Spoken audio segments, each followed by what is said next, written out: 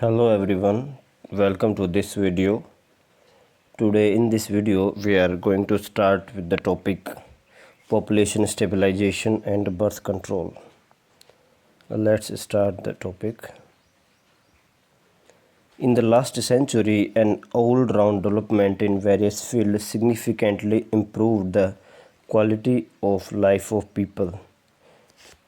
क्या कह रहा है कि ये जो लास्ट जो सेंचुरी थी उसके अंदर हर एक फील्ड के अंदर बेहतरीन काम हुआ है, रिसर्च हुई है और हर एक फील्ड, हेल्थ सेक्टर हो गया, हॉस्पिटलाइजेशन हो गया, ये सभी चीज़ें जो लाइफ को अफेक्ट करती हैं, लिविंग स्टैंडर्ड हो गया, ईटिंग हैबिट्स होगी, तो ये सब क्या है, ये इसके हर एक फील्ड के अंदर डेवलपमेंट हुई है जिसके कारण क्वालिटी ऑफ लाइफ, मतलब कि लाइफ, लोगों का जो जीवन है उसकी क्वालिटी बढ़ी है, जिसके कारण डेथ कम होने लग गई। तो अगर डेथ कम हो रही है तो इसका डायरेक्ट इफ़ेक्ट आएगा आपकी पॉपुलेशन पे। However, increased health facilities along with better living conditions had an explosive impact on growth of population। देखिए वही कह रहा है कि हेल्थ फैसिलिटीज़ इंक्रीज होने के कारण और बेटर लिविंग कंडीशन होने के कारण बहुत ज़्यादा पॉपुलेशन ग्रोथ में असर हुआ है, एक्सप्लोजिव इम्पैक्ट हुआ है इस चीज़ का। The world population, which was around 2 billion in 90s, rocketed to about 6 billion in 2000 and 7.2 billion in 2011। तो देखिए कितना ग्रोथ हुआ है हर एक 10 साल में। शुरू में 2000 में अगर हम बात करें तो 6 बिलियन थी, लेकिन 10 साल में ही 1.2 बिलियन इंक्रीज हुआ है, मतलब 102 मिलियन नहीं, 1002 मिलियन, सॉरी 102 मिलियन नहीं है। तो ये है टोटल की भाई 2011 में कितनी पॉपुलेशन थी, तो 7.2 बिलियन पॉपुलेशन है। A similar trend was observe in India too, India के अंदर भी यही ट्रेंड को ऑब्जर्व किया गया। Our population which was approximately 350 million at the time of our independence reached close to billion mark by 2000। तो क्या कह रहा है, ये 350 मिलियन थी और जो 2000 साल में आकर के 1000 मिलियन को क्रॉस कर गई, जिसको कहा है कि 1200 मिलियन करीब मई 2011। इसको हम 1.2 बिलियन कहते हैं या हम कहते हैं 120 crore. A rapid decline in the death rate, maternal mortality rate MMR बोलते हैं, infant mortality rate IMR, as well as increase in number of people in a reproducible age are probably the reason for this। तो ये reason की अगर हम बात करें कि भाई इंडिया के अंदर इतना एक्सप्लोजिव ग्रोथ कैसे हुई है, तो उसके अंदर कुछ रीज़न है। देखिए जैसे कि आपको शुरू में बताया कि जो हेल्थ सेक्टर के अंदर बहुत ज़्यादा डेवलपमेंट हुई है, लिविंग स्टैंडर्ड इंक्रीज हुआ, इसके कारण जो डेथ रेट जो होता है उसके अंदर डिक्लाइन आया है, मतलब पर 1000 लोगों में से कितने लोगों की डेथ हुई है एक साल में, इसमें भी डिक्लाइन आया है। मैटरनल मोर्टिलिटी रेट, जो डिलीवरी के टाइम जो मदर की जो डेथ हो जाती है उस रेट में कमी आया है। इन्फेंट मोर्टिलिटी रेट, डिलीवरी के टाइम जो पैदा होते ही बच्चा अगर मर जाता है उसमें भी कमी आई है। As well as increase in number of people in reproducible age, reproduction age यानी रिप्रोडक्शन करने की एज के जो लोग हैं उस नंबर में इंक्रीज हुआ है। मान लीजिए पहले अगर हम अपने इंडिपेंडेंस के टाइम की बात करें तो मान लीजिए जो रिप्रोडक्शन वाली एज थी उसके लोगों की संख्या मान लीजिए 5 करोड़ थी, लेकिन अगर हम 2011 में बात करें तो उसकी संख्या आप ये लगा लीजिए 20 करोड़ होगी। तो मतलब रिप्रोड्यूसिबल एज के जो पर्सन है उसके नंबर में इंक्रीज हुआ है, तो वो भी एक बड़ा कारण है। आगे देखिए, though our reproductive child health program RCH, reproductive child health program, though could bring down the population growth rate, it was only marginal. तो क्या है, थोड़ा सा कम किया है इसने भी, जो RCH ने, इसने थोड़ा सा कम किया है, लेकिन वो बहुत ही ना के बराबर कम है। According to 2011 census report, census क्या है, तो भी सेंसस एक ऐसी वेबसाइट है census.com, या हम कहेंगे कोई ऐसा डिपार्टमेंट है जो कि ये डाटा को रखता है, पॉपुलेशन का बर्थ रेट और डेथ रेट एंड ये पॉपुलेशन की गिनती करना उसके बाद आपके टोटल पॉपुलेशन कितनी है कंट्री की, और उसके अंदर स्टेट वाइज पॉपुलेशन क्या है। तो ये जो डिपार्टमेंट है सेंसस, आप वेबसाइट पर जाकर आप देख सकते हैं।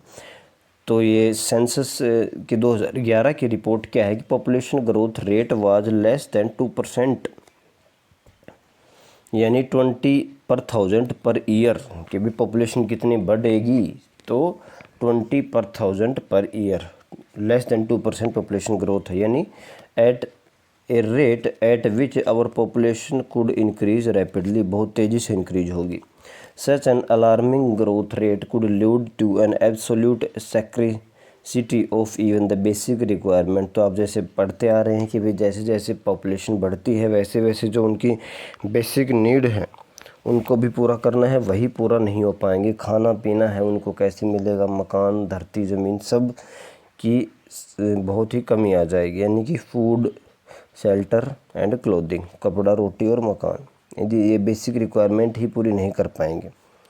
In spite of significant progress made in those areas, therefore, the government was forced to take up serious measurement to check this population growth rate। तब क्या होगा, इसको कंट्रोल करने के लिए, ताकि कंट्री की ऊपर इफेक्ट ना पड़े, तो गवर्नमेंट ने अब सीरियस स्टेप्स लेने पड़ेंगे ताकि जिससे इसको कंट्रोल किया जा सके, पॉपुलेशन को कंट्रोल कर सके।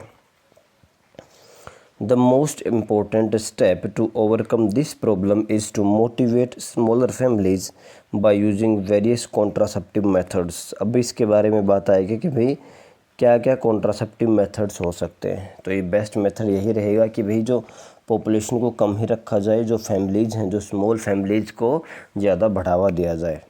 You might have seen advertisement in media as well as poster bills showing a happy couple with 2 children with a slogan हम दो हमारे दो, We two our two। देखिए ये क्या कह रहा है कि भाई गवर्नमेंट को स्मॉल फैमिलीज़ को प्रमोट करना चाहिए। इसके साथ साथ ये आपने खुद भी देखा होगा, और प्रिंट मीडिया और वैसे भी मीडिया के अंदर ऐड चलती है जिसके अंदर एक कपल होता है, उसके 2 बच्चे होते हैं और एक नीचे स्लोगन लिखा होता है कि हम दो हमारे दो, मतलब वो खुश हैं कि भाई वो 2 बच्चे किए हैं और वो बहुत ज़्यादा खुश हैं। तो ये जो स्लोगन है ये काफ़ी फेमस भी हुआ है और जो आज भी चल रहा है। Many couples, mostly the young urban working ones, have even adopted 1 child norm. एक ही बच्चा करना है। तो ये जो है कि भाई 1 चाइल्ड नॉर्म को किसने अडोप्ट किया है, ज़्यादातर जो कि यंग हैं, अर्बन जो शहरों में रह रहे हैं, और वर्किंग हैं जो अपने जॉब करते हैं, तो इन्होंने 1 चाइल्ड नॉर्म को भी एक्सेप्ट किया है।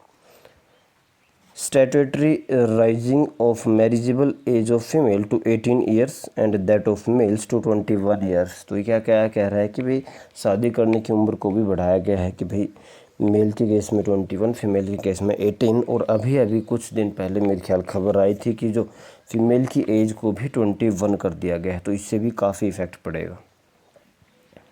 And incentives given to couples with small families are to the other measure taken to tackle this problem. तो इंसेंटिव भी दिए जाते हैं, कुछ ना कुछ इनाम दिया जाता है जो स्मॉल फैमिलीज होती हैं, जो अपना 2 बच्चे ही रखते हैं, तो उनको इनाम या सरकार की तरफ से कुछ मिलता भी है ताकि ये मैसेज घर घर में पहुँचे।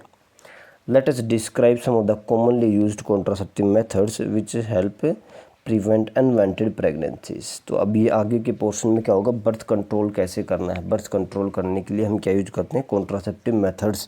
और अब हम जो कॉमनली यूज्ड कॉन्ट्रासेप्टिव मेथड है, कॉन्ट्रासेप्टिव मेथड मतलब कि भाई जिससे बर्थ कंट्रोल होता है, जिससे स्पर्म और ओवम का जो मीटिंग है वही ना हो पाए, और अगर मीटिंग नहीं होगा तो जाइगोट नहीं बनेगा। तो बहुत सारे मेथड्स हैं जिससे स्पर्म और ओवम की मीटिंग को रोका जा सकता है।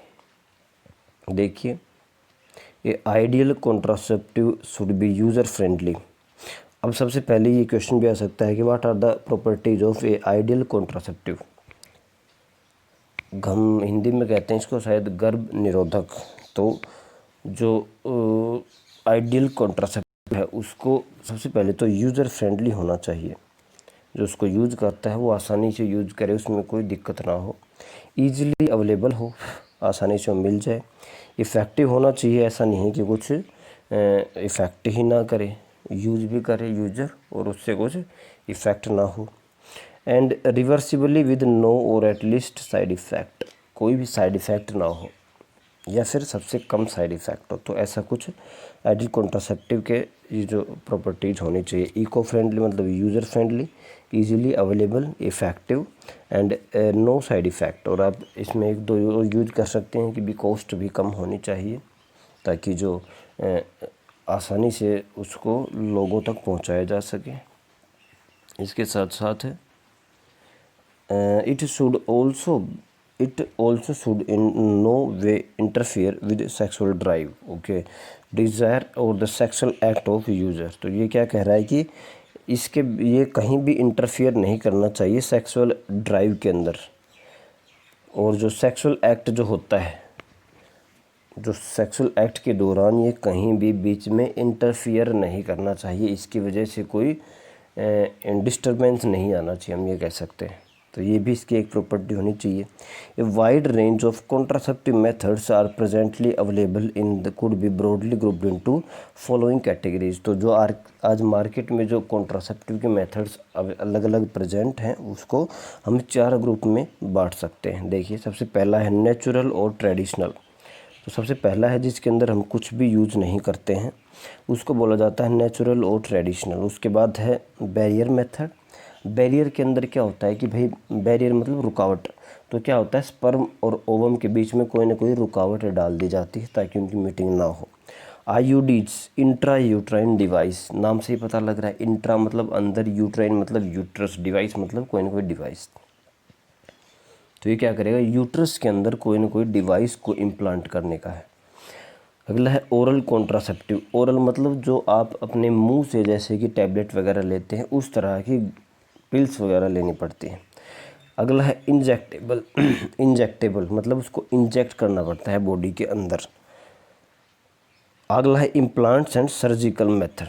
इम्प्लांट मतलब कुछ ना कुछ आपको बॉडी के अंदर इम्प्लांट करवाना पड़ेगा, बॉडी के अंदर उसको डालना पड़ेगा। और लास्ट है सर्जिकल मेथड, जिसके अंदर सर्जरी यूज की जाती है, डॉक्टर ऑपरेशन करता है, ये सब मेथड है। तो ये सब क्या है, आपके ब्रॉडली 4 तरह के आपके बताए गए हैं। सबसे पहले तो natural, barrier, IUDs, oral contraceptive, और ये है सर्जिकल मेथड, इंजेक्टेबल और इम्प्लांट्स, ये मेथड्स हैं आपके। अब देखिए एक एक करके स्टडी करेंगे। अगर ये वीडियो ज़्यादा लंबी हो जाती है तो हम 2 पार्ट में भी कर सकते हैं। देखिए, सबसे पहले बात करते हैं नेचुरल मेथड। नेचुरल मेथड नाम से ही लग रहा है बिल्कुल नेचुरल है।